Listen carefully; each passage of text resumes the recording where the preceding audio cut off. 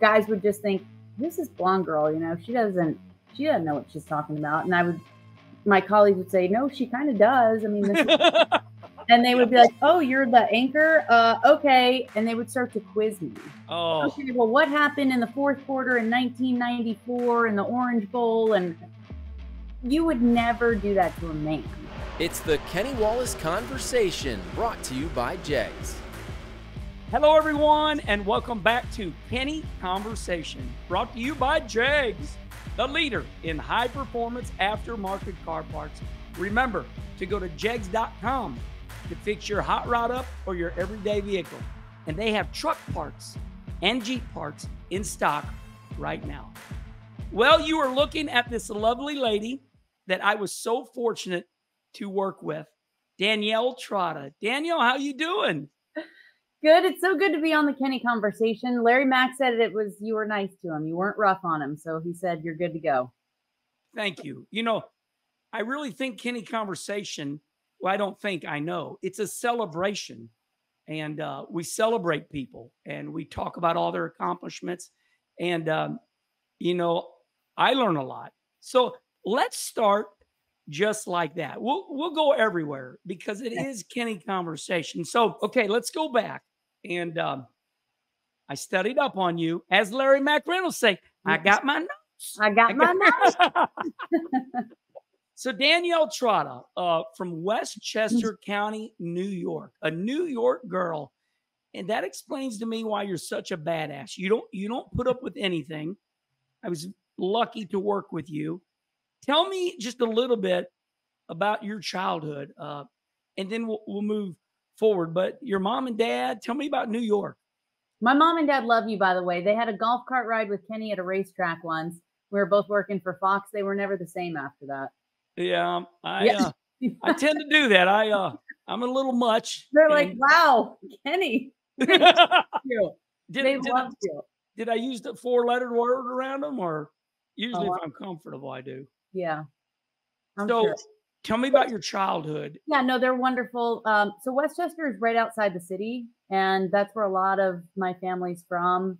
New York Italians and all the boroughs, Brooklyn. My dad was born in the Bronx. His family, his grandmother, my great-grandmother lived in Brooklyn. My mom's from New Rochelle, right outside the city. So all of just outside Manhattan, outside of the boroughs is Westchester County. So it encompasses a lot of towns. New Rochelle's one of them where I was born, where my mom's from. And then we moved to Rye. And then we grew up in Somers, which is still Westchester. So people you remember J-Mo? John Morris, the yeah.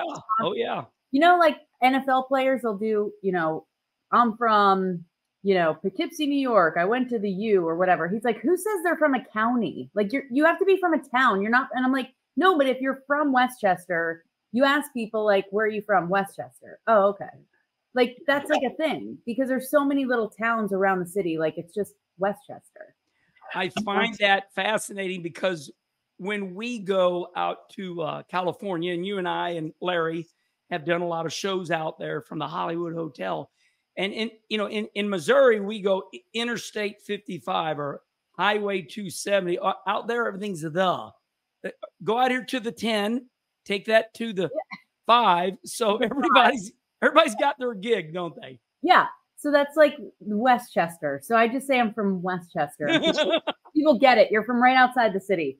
And yeah, I mean, it was a great childhood. I have a younger sister. She's 2.5 years younger. We've all since migrated to Charlotte. So we all live within 15 minutes of each other now. And she has kids and she's married and it's a wonderful thing. But it was a lot of fun. It's a great suburban New York City to grow up in. This is probably the third time I'm reminding everybody, but I was lucky enough to work with you for years. And one thing you did for me that I thought was awesome, but it made me look at you a little differently. To this day, I'm too hyper. I don't know how to tie a tie. And you always tied my ties because when we would do Big Time Fox, we had to wear a tie. And I asked you, I said, how did you learn how to tie a tie? So I'm going to let you tell everybody. I thought it was simple, but yet fascinating. Yeah, I mean, I waited tables at fine dining restaurants, and we had to wear ties too. So I wore like my white button down with my black pants and my black apron and my tie. And before I was like making any money, I had no money. I'm in college. So I like go into my dad's closet and pull out like some of his ties he didn't want to wear anymore, and I'd rotate them. So you had to tie a tie before you started your shift at like 5 o'clock every day. You do that for a couple of years, and it's kind of like muscle memory. You know, you remember. Yeah, I find it interesting though, because people want to know where people come from, and you and I are around famous people, and those people come just from somewhere, whether it's Michael Jordan or you. So I just find it fascinating that Danielle Trotta, who is well known throughout America or the world, you're very good at what you do. You do a lot. And I mean, the point is you had a beginning waiting tables, didn't you? Yeah, and now that both presidential candidates want to do no tax on tips, I might go back. I mean, that's free money. Yes. Like, I've been thinking about it. Dust Yes. off the old tie. Like, that was good. I tried to think about, because I was going to school, I was interning at a TV station, and I didn't have a lot of time, and my internship was not paid, but I had bills. I mean, I had rent and car and cell phone and electric and cable and all the things that we do, right? So I'm like, how can I make quick money when I don't have a lot of time? I have I'm in school full time, and I have a job interning, and I wanted to live at the TV station.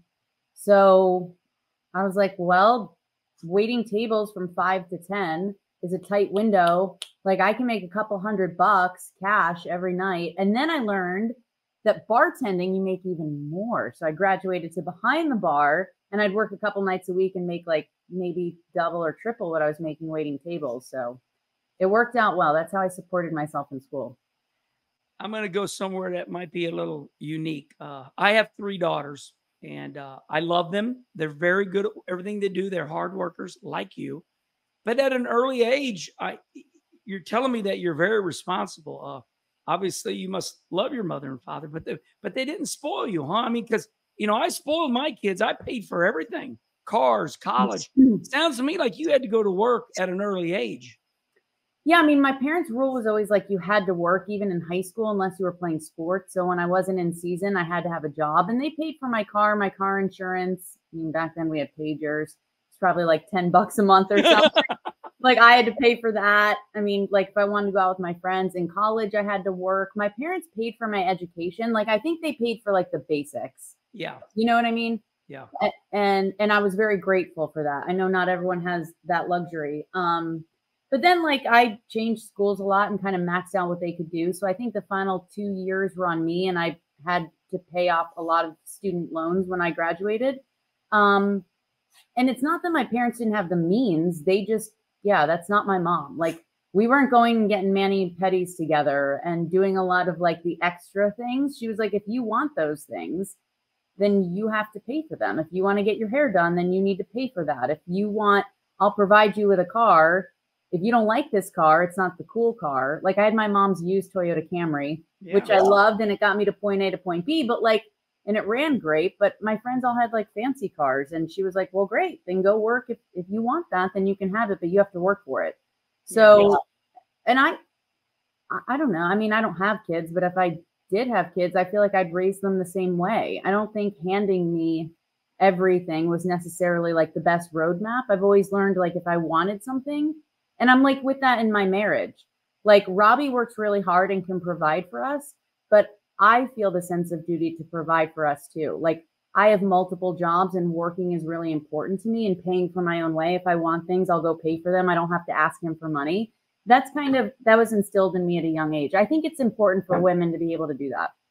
I like this. And we're going to get to you working for Meckham and all these jobs I see all over, but let's just finish up with your early days here.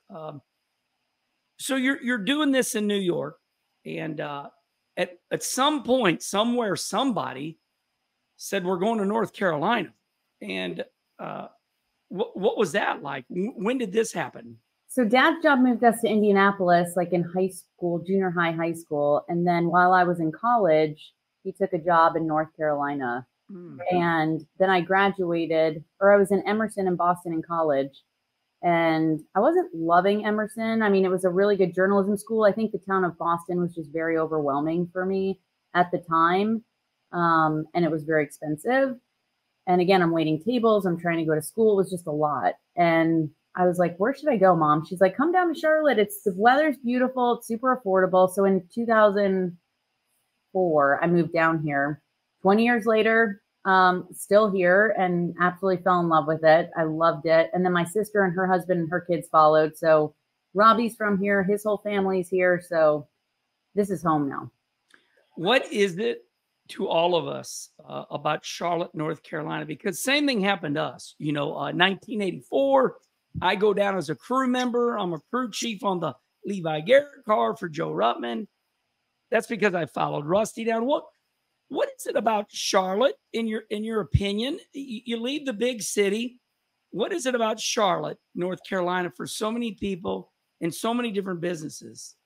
I don't know if you feel this way, Kenny, because I know you travel a lot and I've traveled a lot. When the plane lands in Charlotte or the car pulls into the driveway, I feel like I'm at home. Like there's no place like home. There's no place I've ever been where I'm like, oh, I want to live there.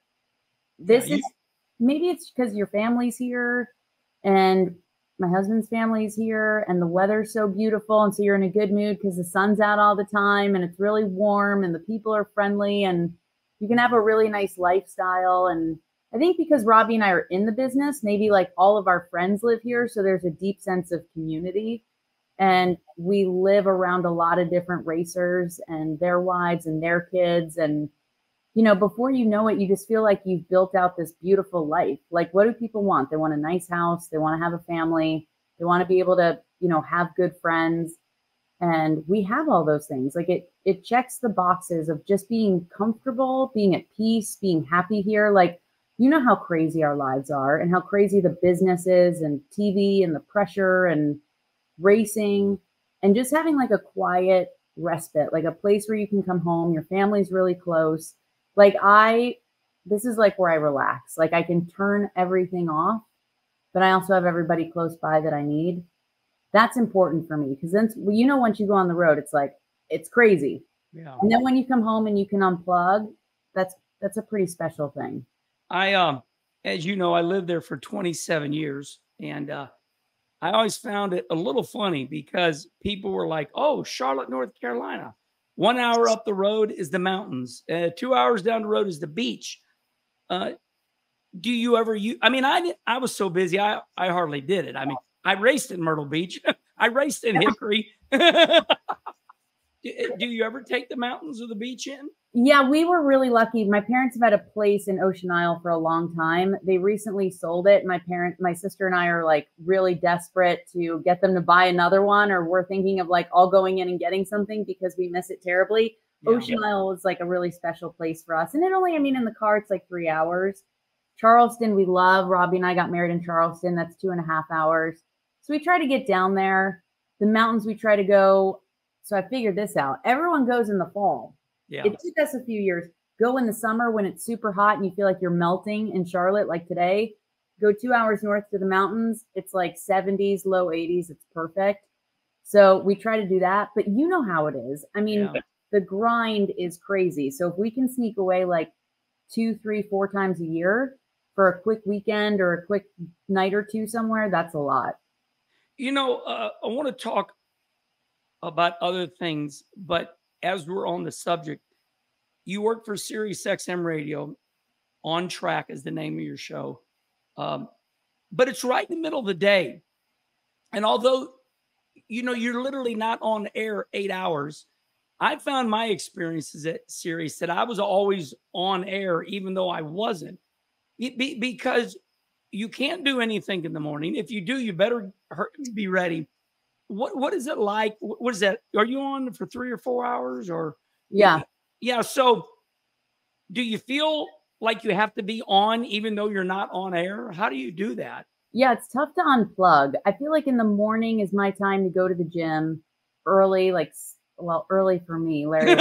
Hey, early for me is 9. Yeah. Early for me is if I can get to the 8 o'clock class, I'm like, yeah. I have friends that go to the 5. I'm like, yeah, that's not going to happen. But I'll get to the gym in the morning. And then if I have to be and producer calls at 10, then we're on air from 11 to 2. Yeah.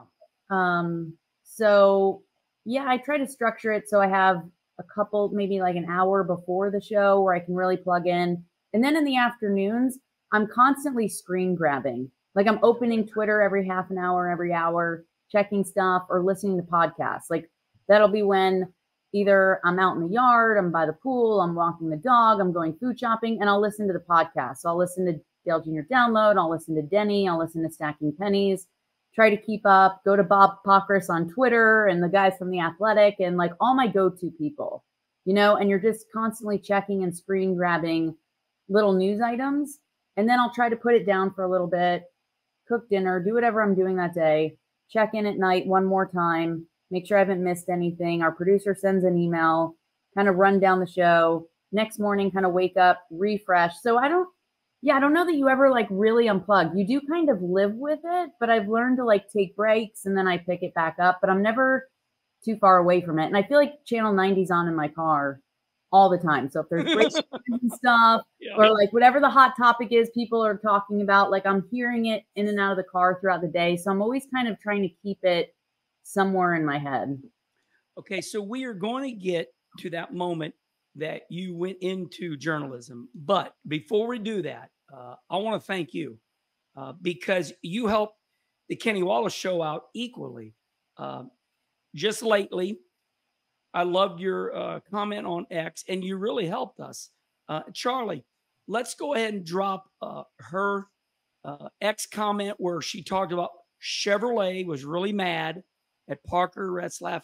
So we're going to drop that in right now. And as you're looking at it, that was big news. And we, Charlie, Marlo, and myself, we would have not known this unless you put it on X, because as you said, listen, this is the way it is for us. X, Instagram, heck, there's news on Instagram. These are our news sources now. I just wanted to thank you. When you have big news items like that, and Parker's talking, or you're talking to him, are you thinking, oh my God, he's talking to us and this is big? What goes on in your mind when you have a guest tell you something larger than life? Yeah, you have this moment where you're like, okay, we need to get this out. Yes, exactly. You know, and I'm trying to do a better job of that because sometimes I'm so like in the show. And I think, you know, like you, when you're doing TV and you do this show, you think everyone's listening. Yeah. But then I realize people are busy. People are doing a million different things. So I'm starting to do a better job of like, when I have an interview, what did Kenny say that I found really interesting? I'll take one thing you said and I'm going to put it on X. One, so either you just see it and you're knowledgeable, or two, you're like, oh, he's on right now, I'll tune in. So it's a driver to the show, but I also think it's a way to inform people that may not be there. Yeah. So I'm trying to get better about that, but I feel terrible for Parker and the way that happened. I guess to update the story today, I did talk to someone very close to the situation, and it does sound like Chevrolet and Parker are back on good terms. So if there ever was any kind of, you know, bad feelings about the way Parker navigated that situation, I think Parker and Chevrolet have found common ground, and they're back on a good page. But yeah, that was a huge story that sometimes, I don't know if you feel this way. You don't know what's going to be big, what people are going to grab. Right. Parker Retzlaff, like this Xfinity kid making only a second Cup start. He's this skinny. I'm like, oh, I want to go out and eat cheeseburgers with him. But like the fact that became such a big story, we're like, let's get him on the show. I never want to put anyone in a bad spot, Chevrolet included. But I thought it was like people were so polarized by the fact, and you're a racer, you tell me what you think, and like Larry was adamant on the show all week, like Parker did nothing wrong. He was trying to win the race. Right. And team orders like down the stretch should not matter. And in the last lap or something, isn't it like all bets are off? Yes. But the fact that like Chevrolet, there was transmission, they may not have been happy in that moment, and Kyle Busch was on the front row. People, I don't know what it was, Kenny. People felt like they were really upset that Chevrolet may have been upset. Like he became a man of the people. He became like, people like rallied around him on Twitter. I think that tweet had like over 500,000 impressions or something. I mean, I was surprised that many people gravitated to him, but people were supporting him, like saying, you did everything right. And you did a good job telling the story. And I want to tell you my opinion. First of all, this kid, that was his second cup race. He did everything right, and he can win this race. And he is a good driver. I've watched him race. Shockingly, I met him at Hickory, and I looked at him. I'm like, "You're a race car driver." And then he showed up. I'm like, "This kid's got speed." So here he's got this one chance in time. The last thing I want to hear is somebody tell me to push somebody when I know I have an opportunity, real opportunity to win. So I think Chevrolet was wrong. Kyle Busch has had a lot of time to win a race. So although Richard Childress Racing, they're the big boy, and hey, you push me, you get in line because I'm better than you, because I'm older and I've won championships. Still don't play right. And I think the reason, Danielle, was such a big deal because it was, it was a story of a kid just coming up that has nothing, and he can outrun the big boys. So, okay, well, that was awesome. I want to thank you for that content and give everybody a look inside, what you're up to today, literally by the hour. All right, let's back up and go to, and this is what everybody wants to know. Every lady out there wants to be Danielle Trotta. They want to do what you're doing. So at what moment in your life did you say, I'm going to get into journalism? How did you get to what was it, WBTV? How did you get to local TV in Charlotte? Tell me this story. Yeah, I mean, it's kind of like race car drivers when they're little. They're like, I knew since I was 3, this is what I wanted to do. Like I pretty much knew at a really early age. And Danica Patrick always said she wanted to be a role model for girls because how do they know they can be it if they never see it? If you don't see another girl racer, you don't even know it's possible. And I feel like in the late 80s, early 90s, I was blessed that there were some really good women doing what I love. Like I just was watching TV with my dad, like seeing Hannah Storm and Summer Sanders doing NBA inside stuff and NBA on NBC. And my dad was a big basketball fan, so we'd watch a lot of those shows. And I'd see these women doing these shows, and I just said, Dad, that's what I want to do. I don't know. It's just this light bulb moment. And he was like, okay, go do it. And so I've never done anything else. I've never wanted to do anything else. Since I was a little girl, I knew. So I went to school for journalism, got the internship at WBTV down the road in Charlotte. They hired me when I graduated as an editor, putting all the clips together for local news. And then I was a photographer. And they told me to go out to Charlotte Motor Speedway and just film you guys doing pit stops. And like when the back tires squeal and the smoke comes off pit road, they just said, get me a bunch of B-roll of like, smoking tires and loud sounds. And the guys, with the air gun and stuff, they just needed like cutaway extra video for a special they were doing. Okay. So I go out and do it. I'm like, dang, this is pretty cool. And that's when like Jimmy Johnson was the man. Chad Canals is walking around. Like, who the hell are these guys winning everything? And I just thought it was so cool. And then Speed Channel called. I didn't really think, I just thought I'd go to ESPN and do stick and ball or something because I liked it a lot and never thought of racing as a career ever, covering it. And then Speed Channel, Steve Craddock, our former boss, and they're like, what do you think about doing NASCAR Race Hub? I'm like, I'll try it. 15 years later, still here. So something stuck, but there was no plan to necessarily cover NASCAR, but I knew I wanted to cover sports. My time around you was fantastic from the viewpoint that you did way more than talking. You wrote your stories. We would be there. You're tying my tie. You're directing me and Larry. You're better at TV than Larry McReynolds and me. You're very controlled with your breathing. We're going live in front of 800,000 people, 1 million. Where did you learn that? Yeah, I feel like, I don't know, maybe it's kind of like asking one of the greats like Kyle Larson or Kenny Wallace, how are you so freaking good? Like, Yeah. I'm sure, people ask you and your brother all the time, Yeah. are you, and some people I feel like are born with this God-given gift. And I do think part of it is it just came natural to me. But I will say I had to work. You also have to work really, really hard. And you will agree with that. Even Oh, if you're born with natural ability, you have to really, really, really work thousands of shows and hours to finesse it and to really learn. And I spent 5 years at WBTV, the local station here in Charlotte, and I did everything. Like, I think that helped. I edited, I was a camera person, I ran teleprompter, I produced, I did graphics, I reported, I hosted, and I just loved every facet. Like, I loved the team aspect.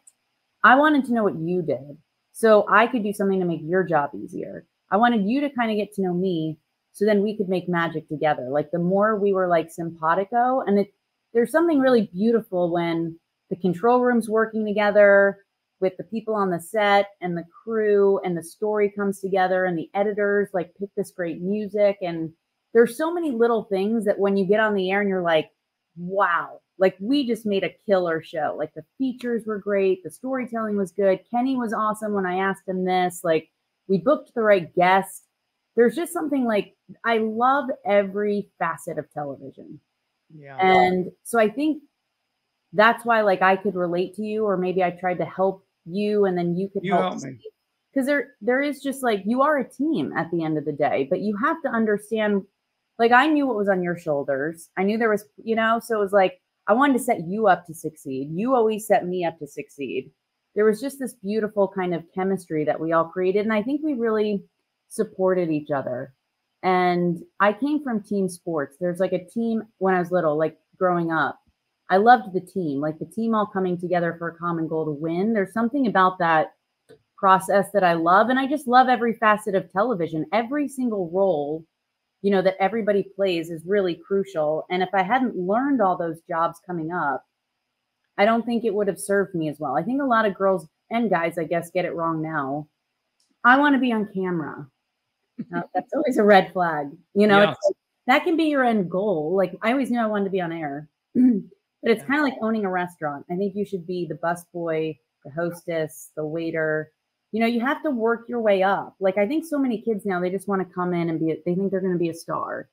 Come in humble, come in with nothing, learn everything on your way up. And then once you get there, you can really appreciate everyone else's job. And I think it makes the show better overall. You talk about being a team player, and we set each other up. When I look at some of the greats in national TV, whether it's Troy Aikman and Joe Buck, and then years ago you had Pat Summerall and whoever I got brain fade, but you have these teams and you play off each other. Pat Summerall and the guy with the sports did the games, but anyway, you and Larry McReynolds seem to be that team. What is it with you and Larry that enjoy working together? What does he do? How does he compliment you? And how do you compliment him? Well, we miss you, by the way, because we used to be a trio. Yeah, we were. It's not the same without my Kenny, because you were the spice. I always knew Larry was going to set me up with the strategy and the stats, and then I didn't know what the hell Kenny was going to say. But that's John Madden. Thank you, Charlie. Thank you, Charlie. Pat Summerall, Summerall, and John Madden. So they were good teams. Yeah, these were good teams, and I just see that you and Larry have a lot of success together, and really do a good job with each other. So what is Larry? Does he just make you feel comfortable? Yeah, I mean, I would say the other thing that I left out is I watched a lot. You probably got so good at what you did because you watched thousands of races before you drove. Yeah. I watched thousands of pre-game shows, post-game shows, studio shows, and I would watch TV differently than I think other people on the couch with a bag of chips. Like, I'm watching, how is she saying that? How did she transition to that? How did she come out of break? How did she set this guy up? How do you handle? So I was always kind of like a student. And then when you get there, I don't know, maybe it becomes muscle memory after a while, but watching others that are very good at what they do will help you once you get there is my experience. I love Larry. I have no idea why we work, because on paper we are so different. You know, there's a large age difference. Not that he's older, but there's he's all business, isn't he? Yes, and he's like, you know, he's a guy. I'm a girl. He's from the South. I'm from the North. Like, he was kind of old school. I came in the modern era. On paper, any boss would go, these two are never going to work. There will be no chemistry there. You can't. Chemistry is a funny thing. With driver crew chiefs, you probably felt this way. Yeah. They pair you with someone and you're like, I don't know. And then it might be the best crew chief you've ever worked with in your life. You can't put a dollar figure on chemistry. I think you put people together and it works or it doesn't. For some reason, he and I clicked, and I'd probably talk to him more, Kenny, every day than I talk to my husband. Think about it. We're together 4 hours a day. Yeah. Every single day now for, gosh, I mean, well over, I would say 12, 15 years we've been working together. And Larry can work with you've seen Larry work with a punch. He's a pro. Yeah. Like, he's going to come prepared. He makes it so easy. He has fun. You know, he's going to work well with everybody. But when it comes to a daily radio show, you better get each other's sense of humor. You better want the same style show. You better have the same ideas about what you want the show to be. You better have the same kind of work ethic. You should want to have the same kind of guests. So I don't know. They came to me and said, we want to start this show. Who do you want to work with? And I thought, Larry can educate people. He can inform people. He can make people laugh. Yeah. He can handle the serious stuff. Larry checks a lot of boxes. His work ethic is tremendous. Every guest that's going to come on respects him. So He knows everything. Yeah. We're going to get big names, and the fans love him. Yeah. I know they do fans surveys and stuff. Yeah. And I hear he's one of the highest rated every year. I mean, people love Larry McReynolds. So, and the fact that he and I got along so well, it was kind of a no-brainer. So we're 7 years in, and we haven't killed each other yet. Yeah. And you know, I don't know what it is. You talked about our trio. Larry McReynolds sends me a nice text every year on my birthday. And maybe he does that for other people, and that's fine. But still, there's something about him doing that for people. Just when I didn't like him, he made me like him because he was so nice to me, sending me nice texts. Hey, pal, you know, congratulations on your daughter getting married, or happy birthday, Kenny. I just wanted to share that with people. Inside look on Larry. Good stuff. Yeah, that's a good point too. I mean, at the end of the day, he's just a really good person. Yeah. Yeah, he's a family man. He's a good guy. He cares about people. And you know this too, because you worked with some of them, and we won't say their names. Yeah. Egos, huge egos. Oh yeah. He's a big name, and he would have every right to come in and say, I want this, and we're going to do it this way, and I'm the man, and you don't know what you're talking about. He's never done that to me. He's never treated me that way. He's never made me feel that way. Yeah. He does not, to be as big as he is and knowledgeable and famous or whatever, successful, he's never, I don't see any ego in him. I don't know anybody that would say they do. Right. So I want to go to something just a touch uncomfortable, but I know you'll answer it like a pro. I feel like, you know, I'm married to Kim, and I have 3 girls. I'm a girl dad: Brooke, Brandy, Brittany. So I had to tell Haley Deegan this, and Haley sends me a nice thank you. And I said, Haley, I said, my mom raced powder puffs. My mom was a race car driver. My niece, Chrissy, she was a good race car driver. That's why I go overboard to, you know, help the ladies, because I'm a girl dad. So with everybody and you hearing what I just said, you being a good looking lady, have you gone through any hardship? I don't want to put anything in your mouth, but I feel like we've made leaps and bounds. Ladies are everywhere now in sports. Tell me your experiences about that taboo subject. You're a lady in a man's world. It was hard when I was first starting out. I remember when we were in local news and there was like this little bar, hole in the wall. Here we go. So we'd go to like, everyone would go Tuesday night was media night. So all the local TV stations would, you know, after the 11 o'clock news, we'd all get out about 11:45. We'd all roll in there. We'd shut the place down, stay till 2:30. And it was just like our night. Well, and locals are, you know, are in there, but they don't, we all were friends. Everyone's nice to everyone. So it became our local like Cheers bar, you know, our watering hole. Yeah. And I remember one night, like, so then we just start going on other nights after Friday night, you know, football or something. Hey, let's go get a beer. So we'd be at the bar and a show would, you know, there's Sports Center on or whatever. And we're talking and these guys would say, how do you know? Oh. And you're like, I don't want to get into all this, like what I do. And I could probably wipe you under the table with trivia about it, but like that's you knew a lot. You knew a lot. Because it's your life. Like I was covering a lot of ACC football and I'm going to the ACC conference championships and media days, you know, the players like, but okay, you know, guys would just think this is blonde girl, you know, she doesn't know what she's talking about. And my colleagues would say, no, she kind of does. I mean, this is and they would be like, oh, you're the anchor? Okay. And they would start to quiz me. Oh. Okay, well, what happened in the fourth quarter in 1994 in the Orange Bowl? And you would never do that to a man. Like, you would just be like, oh, that's cool. Yeah. Can I get a picture? Like, you're on the news. Yeah. They would never even question if you had, you know, the chops to have the job. Because you're a man, they just assume that you know the sport. But as a woman, they would question whether you knew the sport. So that was, you know, that would happen a lot. How is it today for ladies in the sport? It's come so far. And I think that's because there's so many women.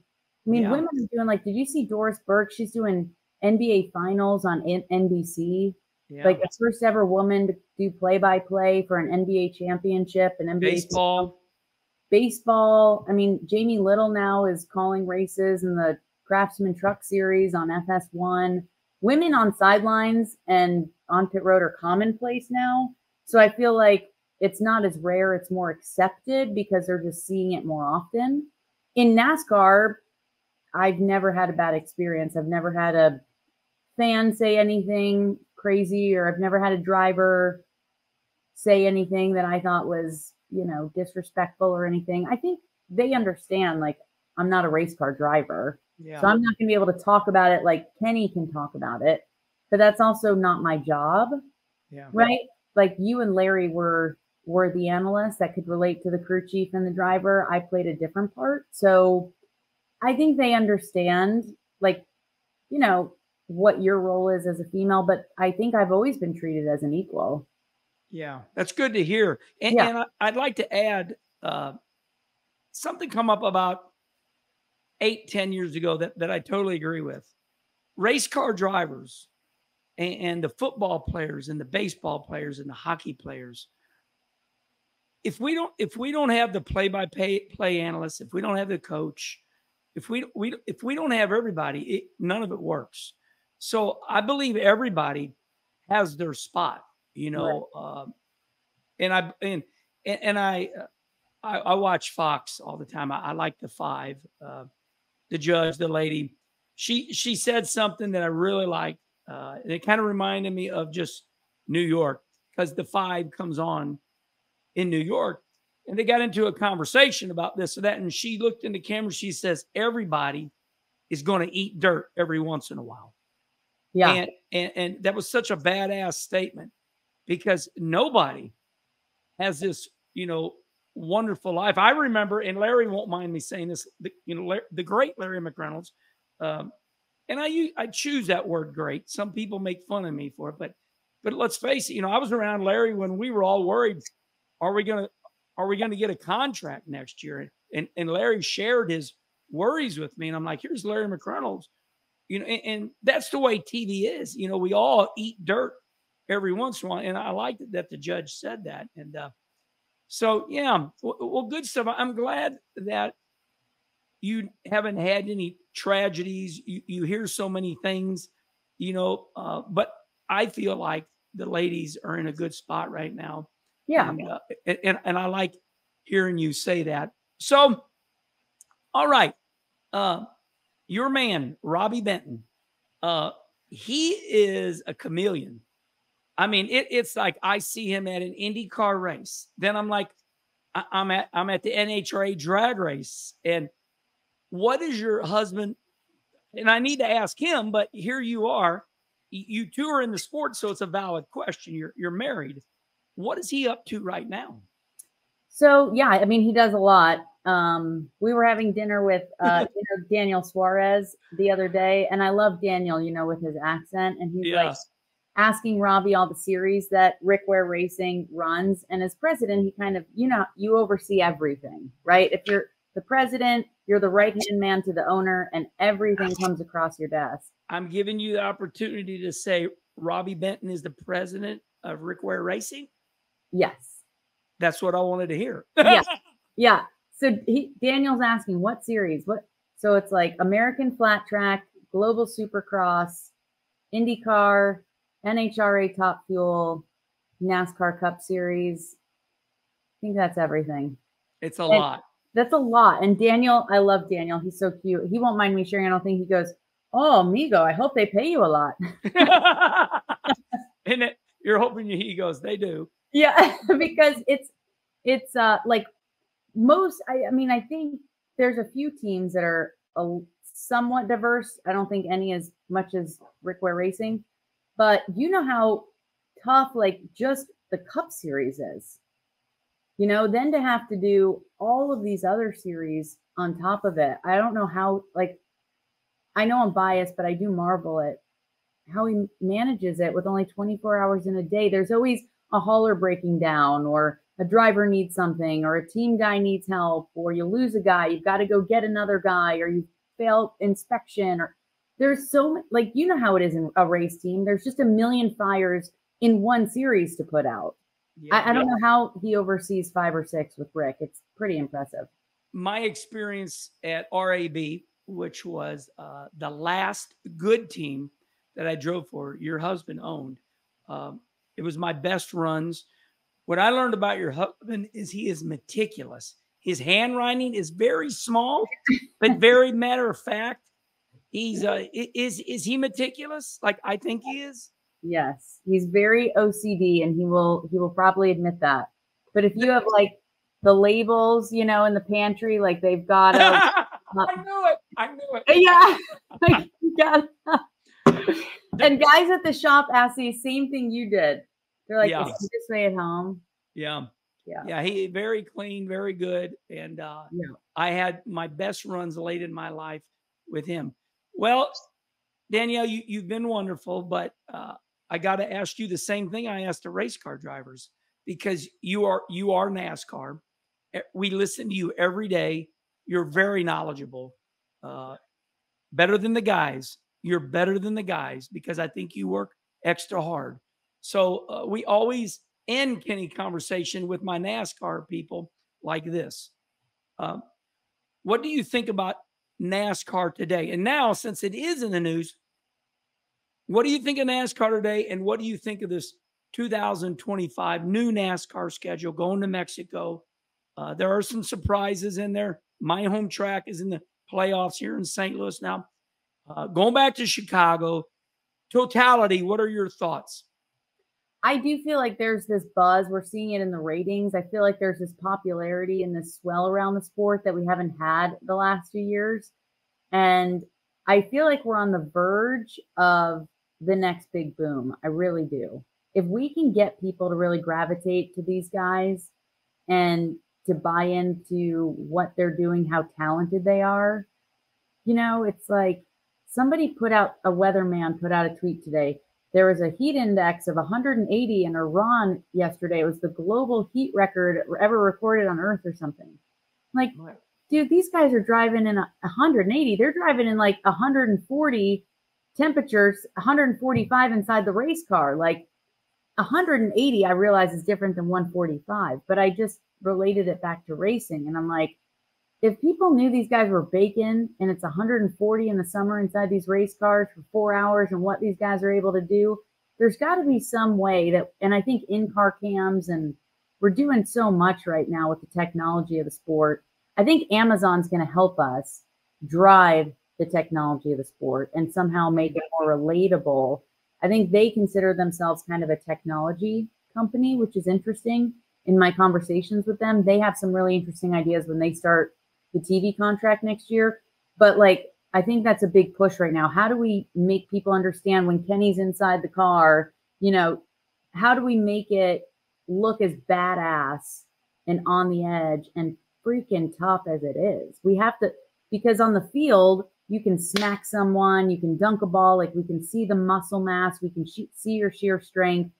It's very hard to translate how talented y'all are when we can't really see you, you know, and you're inside this car, you know, going so fast. But I do feel like we're getting better at bringing people into what y'all do and how freaking talented you guys are. And that's kind of my job, is to showcase how amazing you guys are at what you do. Because I couldn't, Kenny, I had to get a minivan to push me off pit road in a Richard Petty car at Charlotte. I couldn't even get it in first gear.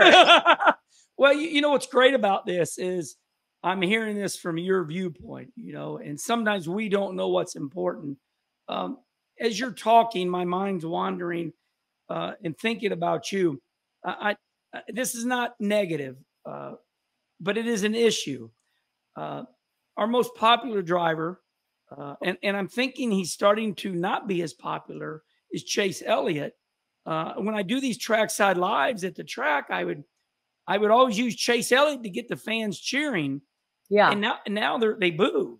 And I'm like, whoa, wait, what's going on here? And this happened to me like at Bristol. And I said, what's going on here? So it is my opinion, and I'm asking you this because I follow you. Why can't we get some of our most popular drivers to do more to push the sport? Are they afraid? What is their deal?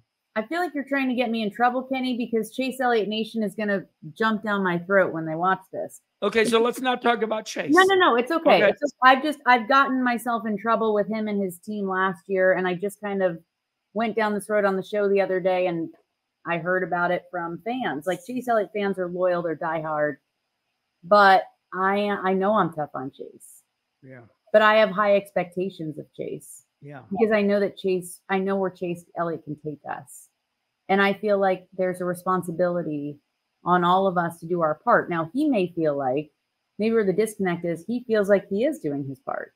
He feels like he attends all the sponsor things and he does all the at-track things. And then he wants to go home and, you know, kind of live inside his private world. And that's kind of sacred to him.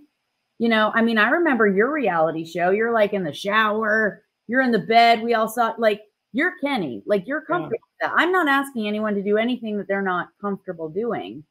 But the Netflix special, I think, is another example of something that can really help take us to this next stratosphere of where we're wanting to go. And he wasn't a part of it last year because he didn't make the playoffs. He's a part of it this year. I don't know if the Hendrick guys, I don't know if he wants to do it. And my whole thing is like, you are taking a whole lot, right? You have the championships and the wins and the money and the jet and the lifestyle and the airplane, the whole thing. You know, I'm taking from this sport. I'm trying to give back. I'm not saying he's not, but I feel like if you're a star, if you're a face, you've got to give a lot so we can all grow. We can all continue to grow. So Chase can have a long career. His kids can have a long career. If we all want this to be around, then I think we all need to do our part to get to the next level.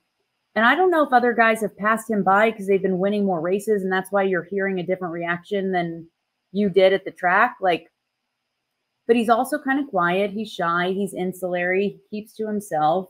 He doesn't feel the need to do a podcast or to showboat. I don't think Hendrick really wants their guys to be out there controversial and doing podcasts and stuff. So if, like, you know how they say if you're out of sight, you're out of mind? Yeah. You really hear from him a lot, and he's not winning races a lot. Yeah. So he's just like, other guys have taken some of his spotlight. You know, the Kyle Larsons and the Denny Hamlins, the guys that want to be vocal. I think Ryan Blaney's done a great job as champion. Joey Logano puts himself out there on Sirius XM all the time. Corey LaJoy, I would argue, like, yeah, maybe he's not running as competitively, but like he takes a large part of that spotlight because he's opinionated and he has stuff to say and he puts himself out there. And if you ask him why he does it, he's like, because I love this sport and I want to help grow it. And I feel like Chase just doesn't go after those opportunities the way a lot of other guys do. And I actually think Chase is smart. I think he's very intelligent. I like to fly an airplane, you have to be smart. He's so smart. And when you ask him something, he actually gives you an amazing answer. My thing is like, then I want to hear more. And I just don't know that he really has that much more he wants to give. So I think that's where he and I, and it's never personal. He wants to live his life differently than I do. That's human nature, right? I'm not being personal, but that's kind of where I fall. I wish we heard and saw more than we do. And I want to add, first of all, that was brilliant. Thank you. I want to add from my perspective that I like what you said, loving the sport so much. His dad had a really tough time, with the media. Didn't want nobody to know what he was. Bill, all shucks. And it would be awesome, when you look at Travis Kelce, how he can win back-to-back Super Bowl championships, date Taylor Swift, kick some ass. Tom Brady wins 6-7 Super Bowls, kick some ass. I just don't buy into that deal where if you're going to be a race car driver, you can't talk to anybody. You got to be serious. I think it's all Jeff Gordon. Jeff is a good friend of mine, and I've called him out. I said, Jeff, you got to let these guys breathe. Just because you were that way. Jeff did more for the sport than he's letting any of his drivers do. There, I said it. I think when you say that, what does Jeff say? He just like, Kenny, it's not time. Like I said, hey, Jeff, come on my show. And it ain't about my show. Here, let me give you an example. William Byron wins the Daytona 500, right? And William comes on my show. And it's awesome. I love William Byron. I interview him. We talk. Daytona 500 champion. And Taylor Cool, who runs dirt up here in Iowa, has kicked his ass in ratings on Kenny Conversation. Anybody has done better than William Byron in numbers. And that ain't right. I'm defending William Byron. I got guys that run 20th every week that are way more well-known than William Byron. That is an issue. And my point is we got to make the sport bigger, and we need the drivers' help. We need personalities. And maybe you tell me if I'm wrong, because this was your world, not mine. But come on. Bill could get away with it a little bit in his day. If you said he didn't really want – that was at the height of the sport. He could kind of be off to the side, and no one really cared too much because you had so many other big personalities. Like you had the Dales and the Jeffs and the Rusties and the Kennys and the DWs. And there were so many larger than life personalities that if you had one kind of quiet, aw shucks guy, and some people really loved him for that. Yeah. The difference now, we don't have, and the Tony Stewarts and, we don't have those guys. And like, if you had Tony on in his heyday after the 500, it would have exploded because people loved to hear what Tony had to say because you never knew what he was going to say. The Hendrick guys are not like that. And I agree with you. I think it's by design. I don't think they really want them ruffling feathers. And I think Jeff has said this publicly. They want their drivers to do their talking on the racetrack. Yeah. Period. Well, Lewis Hamilton is the greatest Formula One driver. That guy wears jewelry, flies around in gold planes, and does a lot of talking. So I don't agree with Jeff, even though he's way better than me. I would say this too. We had a Kenny conversation with Ben Kennedy, who owns a NASCAR. And I said, Ben, what was the fall of NASCAR? He said, 08, the economy. But the biggest problem, the reason we've fallen so much is we've lost all our superstars. Yeah.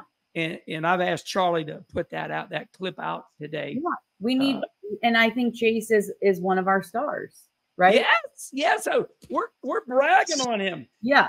Please, Chase. Yeah. Come on. And I think a lot of people, I don't know if you felt this way, and people say, well, Jimmy Johnson was vanilla. you know, he didn't maximize his star power. But I mean, Tom Brady in his heyday, he wasn't, you know, he was very by the book. Now, you had to see him a lot. He spoke all the time, and he was dating a supermodel, and there were pictures, and he lived this great lifestyle, and he's in New York, and he's doing all these things. Like, he personified, you know, that image, and people loved him or loved to hate him. But yeah, we need those guys. Like, we need those big names. We need these and I think we have them. I think we need more of them. Yes. I think we need more of them. And I'm not asking anybody to be what they're not. But Denny Hamlin is doing as much for our sport. I know that he's outspoken and sometimes he ruffles feathers, and NASCAR probably is like, you know. They should pay Denny Hamlin extra money because he's saving the sport. But he's doing a lot. He's drawing a lot of eyeballs, you know, and especially, like, I would love for Kyle Busch to do that. But right now, unfortunately, Kyle Busch isn't winning races. Yeah. So you don't have him on TV as much, and you're not, and he's also like calming down a little bit. I don't know if you catch that too. Oh, but yeah, like a lot. RCR like calmed him. I don't know what it is. I have a theory, but yeah, like, we're missing some of that rowdy fire. Like, we need more, not less. Yeah. Well, listen, I know for a fact Charlie is going to clip this last segment, so be ready. Before your full hour show comes out. All right, I'll shut my Twitter down for 48 hours. No, because I'm right here with you, sister. And I'm going to say this, and then you comment. You and I want the sport in a better place because the grandstands are empty. The ratings aren't as good, and yet we got a great product. And I feel like we need a little boost. We need better characters. You know, why, you know, is Patrick Mahomes of the Kansas City Chiefs, who, I mean, look at that dynamic, would you? I mean, Taylor Swift, come on. Other sports have got these dynamics, and we're missing a little bit of that right now. But the one thing I will say, though, Kenny, and Robbie and I have commented on this driving into the tracks, even last year and this year, for the first time in a long time, we're in traffic. And we don't complain. If there's traffic on race day morning and we get in, that means, like, there's a lot of people coming. So we have to leave the hotel early. It's been like last year and this year we've noticed. We're getting there. We're getting there. I'm not saying the stands are empty. I'm not going to say that because they're not. Yeah. There's a lot of people. And I'm not blowing smoke. I would tell you, we all lived through the era that Ben's talking about. Yeah, it was brutal. We thank God we are not there anymore. I think we're really on the way up. Yeah, no doubt. Okay, we're gonna end it right there, everybody. And I agree with Danielle Trotta. NASCAR's on the way up. And why? Because we go to the racetracks. I do Trackside Live at about 11 NASCAR tracks. I see the crowds. Danielle, you live down there. You're going to see them all at Bristol, Charlotte, Wilkesboro. So, listen, you are somebody. And I'm very grateful, myself and Charlotte, to have you on Kenny Conversation. Thank you for coming on. Well, thanks, Kenny. I saw a couple months ago, I think you tweeted or did one of your coffees with Kenny. You said, I've had everybody on my show. I said, he hasn't had me on his show. He hasn't had everybody on yet. That was probably my smart ass response. I always tell everybody, say, listen, Kenny Conversation is the race car driver. So I think I've taken, I know this for a fact. It took a while for Kenny Conversation to resonate. And now the drivers are like, okay, I'll come on. Yeah. Because this is the race car driver. And, well, I think they trust you and they respect you and they love you. And there are very, very few people that I care about as much as you. I think there's very few people in the world that are as beloved as you are, that are universally loved. You put an instant smile on people's face. You make people happy and people love you and they love to watch you. And I told Larry I was coming on and I said, I'm so happy that Kenny's found success and he can do it his way. No one's producing you. No one's telling you. Like TV, there's a lot of time cues and things and in your ear. And you don't have to worry about that. Like you can just be you and this is a hit. And I am your biggest fan. I'm so proud of you. Thank you. And I love you. All right, everybody. Listen, that meant a lot to me. Thank you. Remember, we are in podcast form. So you're going to listen to Danielle Trotta from home all the way to work. And then you're going to turn it back on and listen to her all the way back home, because this is an hour long and it has been wonderful. All right, everybody. Podcast form, iTunes, and Spotify. Until next Kenny Conversation, we'll see you later.